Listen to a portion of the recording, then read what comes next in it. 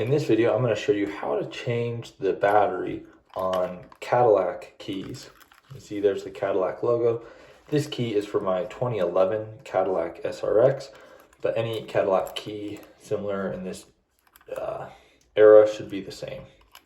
So what you're going to do is first you have to take out the key. So you push this button right here and the physical key will come out. Then now you have the key fob. So for these keys, I think it's easiest to use a screwdriver. So this flathead screwdriver here. And what you're trying to do is just peel open the side of this. So I like to stick it here, turn it just a little bit so that you have the gap starting to form.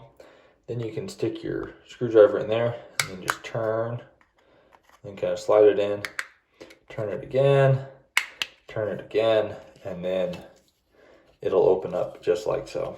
Next, you're gonna see there's a small slot right here on the battery that you can stick a screwdriver into to pop out the battery. So I'm just gonna do that. Pop out the battery itself. Oh, come on, a little bit more. There we go. And the battery that you need is this CR2032. They're very common. You can pick them up online or at any hardware store. A lot of grocery stores even have them.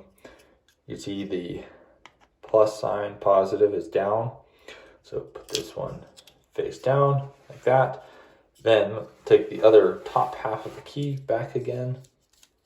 And I like to do it with this side on the top, that because the microchip can fall and move around, the battery is locked in. So just line it up and then start pushing it together and work your way around until the whole gap is closed.